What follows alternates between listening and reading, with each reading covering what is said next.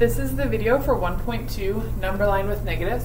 Our main purpose for today is that we can place integers, meaning positive and negative numbers, on a number line. We will also get into some decimals and fractions, so try and be as precise as you can when placing these on your number line. Let's go ahead and just start with -7. If it is a negative, that means it's always going to be in the left-hand side of my 0. So on your homework or the test, if they don't give you a number line, make sure you always have 0 there, like as a placeholder. And then if I'm negative, that's always going to go backwards to the left. So I'm going to count back 1, 2, 3, 4, 5, 6, 7. I need to put a dot on that number line. I'm not going to put an X above it or anything around it. I want a dot that's filled in at -7. Then you can label this as -7, or on your test they're going to be labeled A, B, C, D, E, F. So if that helps you, go ahead and label that as A. So number 7, there's A. Alright, 5.5. This time I'm in my positive. So from 0, I'm going to be moving towards the right. 5.5 is like $5.50. It's more than $5, but it's less than 6. So if I'm halfway between 5 and 6, like approximate it's about there, just do your best. But again, in order to label this point, I need a dot, and then you can go ahead and call that one B. So I went from $4 to $5 to $5.50, then to $6. I'm counting up towards my positive. When I go opposite though, towards my negative, then I'm counting backwards.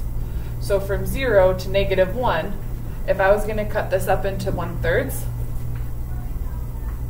again, just do your best. Half would be to cut it straight down the middle. A third would be if you draw 2 lines. And then I'm counting backwards. So this is -1/3, -2/3, and then -3/3 would be that whole 3 out of 3 for -1. So -2/3, again, I'm counting backwards from 0. I have to go back 1, 2, after I've made my thirds. And then you can label that one as C. -4 1/2. I'm again going towards my negatives. I like to think of it as money. So 4 1/2 is like -$4.50. If you owe me $4.50, that is more than $4, so I should go back even further past 4. So here's -3, -4. Halfway between would be -4.5, working back towards that -$5. I'm going to go ahead and call that one D. -3.2. Again, I'm counting backwards from 0 into my negatives. So -1, -2, -3. You owe me -$3.20. I'm a little worse off than -$3. So this one's really hard. You don't have to be precise, but I want it to be just to the left of -$3. It's hard to split this up into tenths because our number line's so small, but you can approximate and make it just a little smaller than -3. Go ahead and label that one as E, or if you want to above, you can write -3.2. Our last one, 7/3, is an improper fraction. So my first step is to make it into a mixed number to see how many whole numbers I have. If I have a pizza cut up into 3 slices, and I have 7 of those slices, I could make 2 full pizzas. 2 times 3 would take away 6 of my slices, leaving me with 1. So this time I'm going positive. So from 0, I'm going to count up to the right. So here's 1, 2, all the way to 3. I'm a little short of that. So then if I'd like to count in thirds, I just draw 2 lines. So here's 2, 2 and 1/3, 2 and 2/3, and then 3 out of 3 would make my next whole number. So 2 and 1/3 should be about right there. Go ahead and label it as F, or you can write 2 and 1/3 on there. Okay, just be careful when it comes to the test. Your teachers are looking for those labels because it makes it a lot easier for us to grade if we know which one you were meaning to graph each number on. Okay. Another idea, you can file this away when we get back to some equations, is how do I graph an inequality? Some of you may have seen it as the alligator mouth before in elementary school, but now that we're older, we're going to try and use the official name for it. So this is the greater than symbol, less than, and when it has that line underneath it, that means equals to. So if you want to, you can write a reminder to yourself, that bar, that little line underneath, that means equals to. If it's simply the mouth, that's simply greater than or less than, no equals to.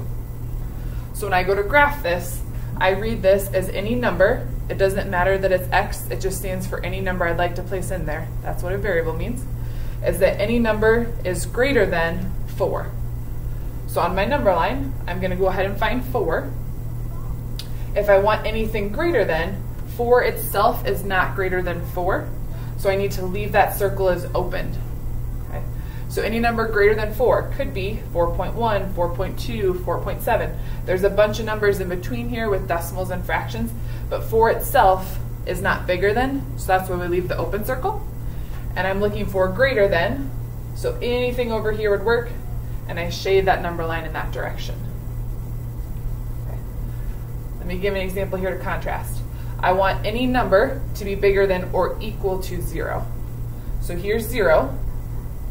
I ask myself the question, is 0 bigger than or equal to 0?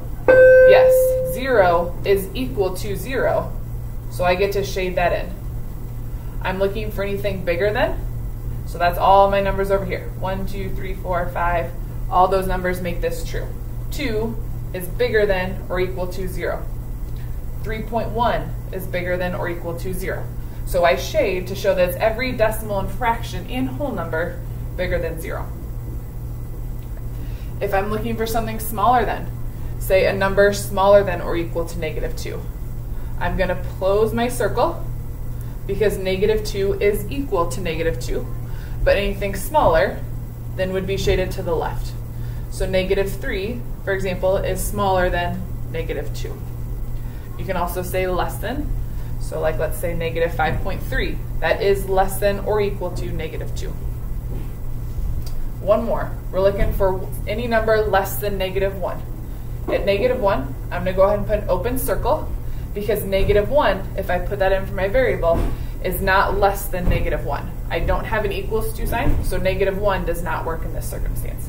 But anything smaller is going to be shaded to the left. Okay.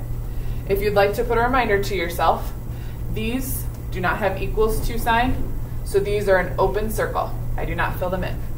If they do have my equals to sign, then I'm going to shade my circle. Meaning I'm going to fill that in because 0 is equal to 0, so I do get to shade that dot in. Our last idea for today is opposites, and there are two numbers whose sum is 0.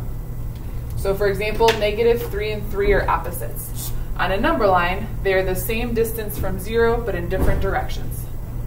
So if here's my 0, okay, my direction one way, I find the opposite by looking on the other side of my number line. So for example, they gave us -3, so right here, the opposite, instead of counting 3 to the left, I'm going to count 3 to the right. So right here, I'm going to put a little label for me. This is the opposite of -3. If it's a positive number, then the opposite is negative. Go ahead and close your Chromebooks.